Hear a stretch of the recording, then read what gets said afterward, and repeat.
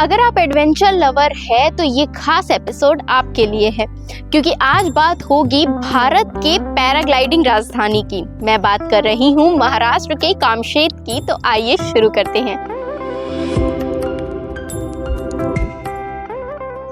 कल्पना कीजिए सुबह की हल्की धूप, हरियाली से ढकी पहाड़ियां और ऊपर एक रंग बिरंगी पैराग्लाइडिंग पिक। आप हवा में हैं, जमीन से सैकड़ों फीट ऊपर और नीचे बिछी है वादियों की चादर। कामशेत को भारत की पैराग्लाइडिंग राजधानी भी कहा जाता है। पुणे से सिर्फ 45 किलोमीटर दूर बसा ये छोटा सा गांव पैराग्लाइडिंग लवर्स के लिए एक बड़ा नाम बन चुका है।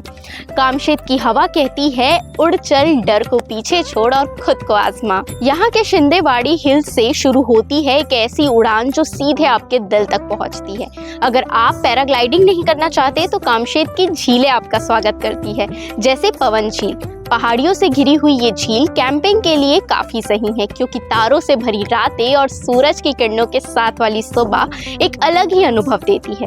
वहीं पास ही है भाजे झरना, जहां ट्रैकिंग और नेचर वॉक का आनंद दुगना हो जाता है। कामशेत सिर्फ हवा में उड़ने की बात नहीं करता, यह आपको जमीन से भी जोड़ता है, इतिहास की जमीन से। जैसे कि बेसडे गुफाएं, ये बौद्ध गुफाएं हैं जहां घोड़े और हाथियों की नक्काशी की गई है। वही भाजा और कालरा गुफा, जिसे चट्टानों को काटकर बनाया गया है और जहां बौद्ध धर्म की अनुगुंज आज भी सुनाई देती है।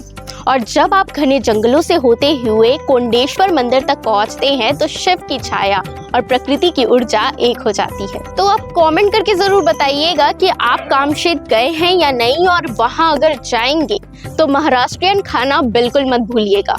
अगर आप जाकर आ चुके हैं तो अपना एक्सपीरियंस भी कमेंट बॉक्स में जरूर शेयर कीजिएगा। वीडियो अच्छी लगी हो तो लाइक करें और हमारे चैनल सीजी भास्कर को फॉलो एंड सब्सक्राइब करना ना भूलें।